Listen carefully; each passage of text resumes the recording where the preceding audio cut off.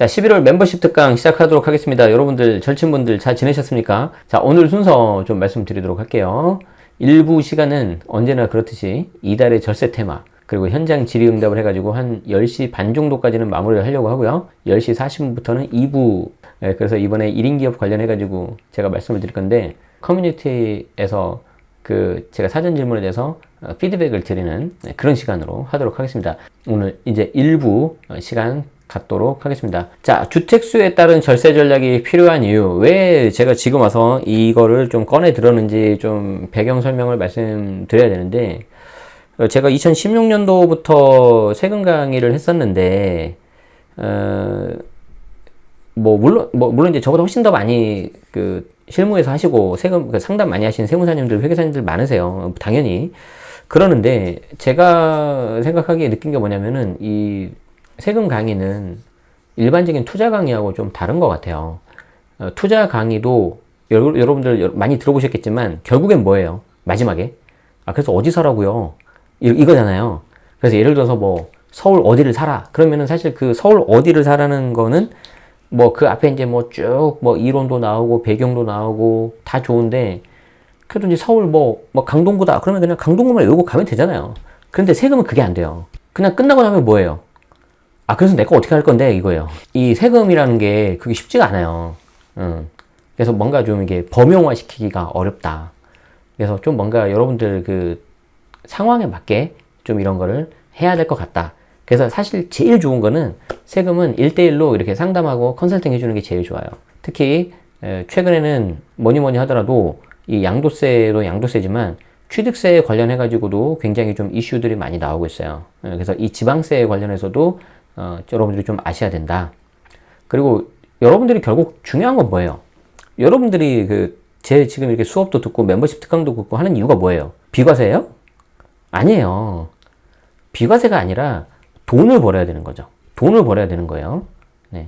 자, 그렇기 때문에 궁극적인 목적은 자산 증식입니다. 아시겠죠? 자, 그래서 간략하게 살펴보면은 주택수에 따른 절세 전략인데 크게 4가지로 제가 잡아봤어요. 그런데 미리 말씀드리는데 여기 3주택 이상은 제가 큰 틀에서밖에 말씀 못 드려요. 여기 3주택 이상은요, 케이스가 완전 천차만별이기 때문에 이거를 어떻게 유형화 시킬 수는 없어요. 그런데 그나마 이게 제가 가이드를 말씀드리냐면은 첫 번째가 보유세부터 체크해야 돼요. 보유세부터. 엊그저께 우리 종부세 고지서 받아봐서 알잖아요. 생각했던 것보다 많이 나왔죠. 그런데 이미 그렇게 많이 나올 거라고 예상들은 하셨지만 막상 받아들이면 또 느낌이 다르거든요. 그리고 이제 우리가 이제 흔히 하고 있는 오해 중에 하나가 세부담 상한선인 거예요. 그게 이제 작년에 냈던 금액에서 왜 300%가 더 넘어버렸지?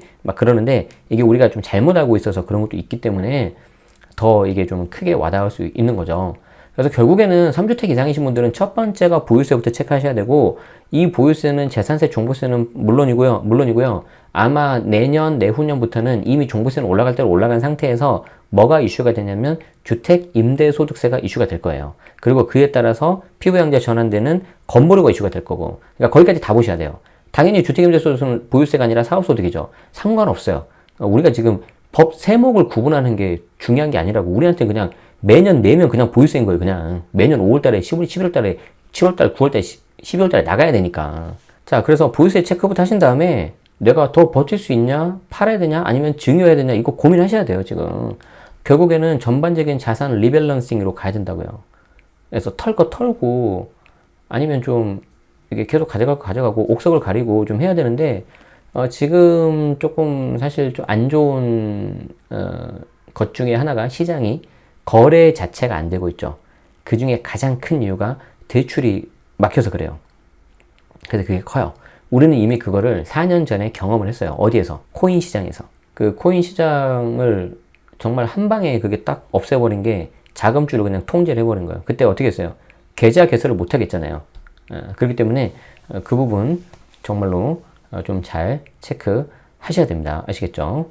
자, 멤버십 특강 2부 시작하겠습니다. 달이 갈수록 점점 더 인기가 높아지는 2부입니다. 1인 기업 관련 다양한 주제에 대해서 다뤘는데, 오늘은 사전 질문에 대해서 답변을 드리는 시간을 갖도록 하겠습니다. 1인 법인을 12월에 설립을 하고자 하는데 12월은 지출만 있고 매출이 없어요. 거기다가 2022년 역시 매출을 못 내서 자본 잠식 되면 법인은 어떻게 됩니까? 일단 자본 잠식이 되면, 자본 잠식이라는 거는 뭐냐면은 가지고 있는 투자금마저도 이제 다 날리고, 그 투자금의 그 자본금까지도 이제 다 마이너스가 돼가지고 그게 이제 없어지는 건데, 쉽게 말씀드리자면 일단 이렇게 되면은 다른 거는 괜찮은데 뭐가 문제냐면은 해당 법인의 신용도가 아주 낮아지죠. 그래서 결국에는 저렇게 되면은 대출이 잘 안 나와요. 그래서 이게 가장 커요. 그래서 이 경우에는 사실 여러분들이 뭐 1,000만 원, 뭐 경영 컨설팅 이런 식으로 해가지고 부동산 법인을 막 만드시는데 1,000만 원보다는 부동산 법인이라면 제가 봤을 때는 한 3천, 뭐 5천 이런 식으로 좀 어느 정도는 금액을 좀 해놓으시는 게 저는 좋다고 봐요. 그리고 이제 자본 잠식까지는 아니고 단순히 그 해 결손이 나면 법인 같은 경우는 2월 결손이 10년까지 가거든요. 그래서 나중에 플러스가 되면 기존에 있었던 결손을 그 퉁쳐가지고 내가 세금을 좀 줄일 수 있는 그런 효과도 좀 있긴 있어요. 근데 이제 단순히 결손 나는 거에서 더 나아가서 이렇게 자본 잠식 되면 그건 좀 문제가 되겠죠. 자, 그래서 그 부분은 좀 이렇게 자본금을 좀 처음부터 여유있게 좀 하시는 게 좋을 것 같다. 그리고 본업에 대해서 좀 고민을 하시는 게 좋은데 단순하게 부동산 매매 임대업만 하기에는 좀 제가 봤을 때는 그게 거래도 빈번하지도 않고 어쩌다 한 번씩 막 하니까 좀 그래요. 그래서 여러분들이 좀 할 수 있는 선에서 뭐 유용하게 할 수 있는 어떤 본업을 좀 따라서 사업 아이템 같은 걸 생각하시는 게 좋아요. 물론 이제 저는 뭐 강의도 하고 이렇게 하다니까 좀 수월하게 더 좀 되는 부분도 있는데 뭐 다 그렇게 하실 수는 없으니까. 근데 이제 예를 들어서 뭐 최근에 스마트 스토어라든가 이런 거는 좀 많이 할 수 있잖아요, 여러분들이. 그래서 좀 그런 것도 좀 하시면 좋을 것 같고, 아니면은 월세 수익형으로 좀 이렇게 하시는 것도 괜찮을 것 같고. 그리고 제가 봤을 때는 어차피 하실 거면은 연도를 조금이라도 빨리 하는 게 좋아요. 예를 들어서 비록 12월이긴 한데 2021년에 제가 설립했습니다. 이거랑 2022년하고 비록 1년 차이지만 그래도 저는 그것도 크다고 봐요. 그냥 느껴지는 게. 저도 2017년에 11월 달에 했거든요. 왜냐면 11월이 그때 결혼기념이라 가지고. 그래서 그 날짜 맞춰가지고 비슷하게 했는데 17년에 한 거랑 한 2달 차이지만 18년으로 한 거랑 약간 느낌이 달라요. 할 거면 빨리 하시는 게 좋아요. 자, 두 번째 질문 볼게요. 저는 개인 사업자를 따로 내지 못하는 근로소득자라서 가족 명의로 1인 기업 사업자 내고 싶은데 이 경우 제약사항이 궁금합니다. 그리고 이 경우 1인 기업 운영하실 때 노하우 이것만은 꼭 알아야 되는 주의점 등이 있으면 알려줄 수 있을까요? 일단 자기 명의, 예를 들어서 남편하고 아내가 있는데 남편이 이걸 못하니까 아내 명의로 만든다고 가정을 합시다. 그리고 관리는 남편이 한다고 하면요. 아내 명의로 된 뭐 OTP라든가 서류 이런 거 다 갖고 있어야 되고요. 이제 그 위임해서 해야 되기 때문에 위임장 이런 거 다 준비해가지고 해야 돼요. 그러니까 좀 불편한 거 외에는 당장에 큰 이슈는 없어요. 근데 이제 이게 한계가 있거든요. 위임장 가지고 계속 한다는 게 좀 기동성에서도 확실히 좀 떨어지고, 그래서 이거는 좀 계속 하기에는 좀 부담되고요. 뭐 그래도 이제 뭐 배우자 명의로 해가지고 하는 건 괜찮은데 뭐 약간 뭐 가족, 예를 들어서 뭐 우리 남편이나 와이프가 이런 거 좀 싫어하니까 뭐 친정 엄마 이름으로 한다. 근데 나는 내가 거기에 대해서 아무런 주주도 아니고 지분도 가지고 있지 않다. 그러면은 그 법인에서 번 돈은 다 그 대표 주주 갖고 있는 그 사람 걸로 되는 거예요. 그 사람이. 그렇기 때문에 그 돈을 내가 함부로 못 빼와요. 뭐 일도 안 하는데 급여로 빼는 것도 나중에 좀 문제가 될 수도 있고. 그래서 그거는 좀 이슈가 됩니다.